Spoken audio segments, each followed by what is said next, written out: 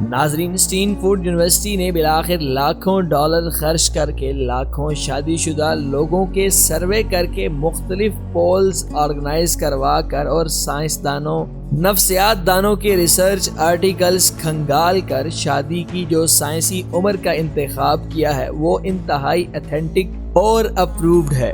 Report کے مطابق جو کپلز شادی کی اس سائنسی عمر میں آپس میں رشتہ ازدواج میں منسلک ہوتے ہیں ان میں طلاق کی شرح صرف 5% ہوتی ہے، اور جو لوگ بغیر سائنسی عمر کی شادی کرتے ہیں ان میں طلاق کی شرح 40% تک بڑھ جاتی ہے۔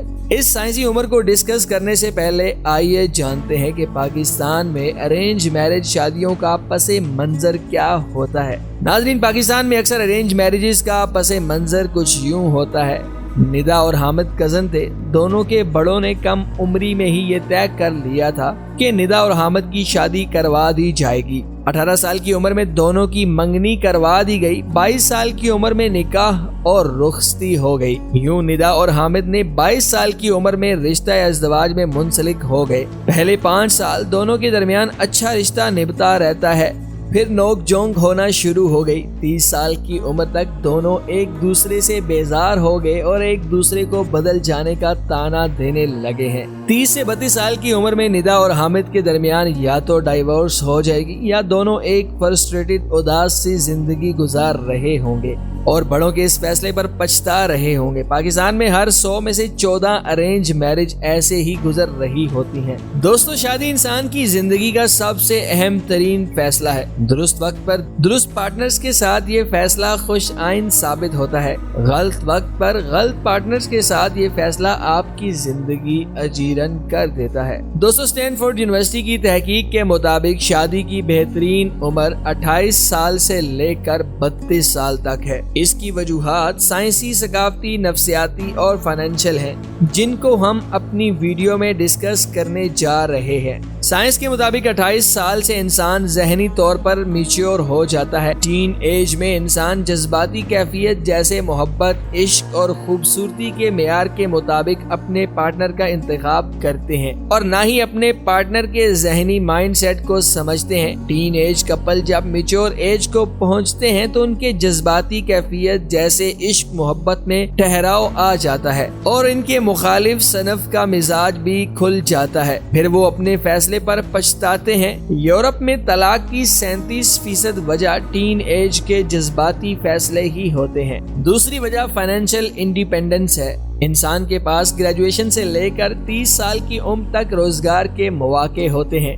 سنگل افراد ان مواقعوں سے بھرپور فائدہ اٹھا کر مالی طور پر امیر ہو جاتے ہیں۔ جب آپ فائنینشیل سٹرونگ ہوتے ہیں تو آپ اچھا پارٹنر خود چوز کر سکتے ہیں۔ وہی مقولہ، تم پیسے کے پیچھے بھاگو، عورت تمہارے پیچھے بھاگے گی۔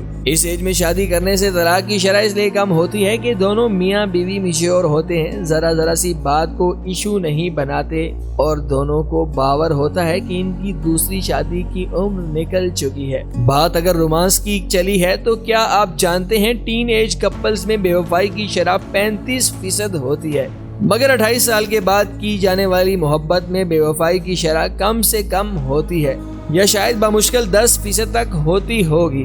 اس کی وجہ ہوتی ہے انسانی جسم میں بائیو کیمیکل ری ایکشنز میں کمی کا آ جانا۔ ٹین ایج میں شادی کرنے کا نقصان یہ بھی ہوتا ہے کہ آپ آزادانہ گھوم پھر نہیں سکتے ہیں، گھریلو ذمہ داریوں کا بوجھ بڑھ جاتا ہے، آپ کا پارٹنر آپ پر مکمل اختیارات چاہتا ہے۔ اکثر لو میرج بھی ٹین ایج میں ٹوٹ جاتی ہیں۔ اس کی بنیادی وجہ اوور ایکسپیکٹیشنز ہوتی ہیں۔ چونکہ ٹین ایج کپل جذباتی ایج میں ہوتے ہیں تو وہ بطور پارٹنر ہمیشہ دوسرے بندے سے توقع رکھتے ہیں کہ وہ ریلیشن شپ کے لیے قربانی دے گا۔ جیسے اگر لڑکی جاب کر رہی ہے تو لڑکے کی توقع ہوگی کہ لڑکی جاب چھوڑ دے اور گھریلو ذمہ داریاں سنبھال لے۔ مگر جب آپ سائنسی عمر یعنی 28 برسوں کے بعد شادی کرتے ہیں تو آپ تجربے کار ہوتے ہیں۔ آپ کو زمانے نے سکھا دیا ہوتا ہے کہ رشتہ بچانا ہے تو قربانی مانگنی نہیں بلکہ دینی پڑتی ہے، اور یہ بھی معلوم ہو جاتا ہے کہ آپ کی بیوی کے لیے جاب اور کیریئر اتنا ہی اہم ہے جتنا آپ کا کیریئر اہم ہے۔ تو سوچ سمجھ کر شادی کیجئے، اپنا اور اپنے پیاروں کا خیال رکھیے۔ اس کے ساتھ محمد علی اور پوری ٹیم کو دیجیے اجازت۔ اللہ حافظ۔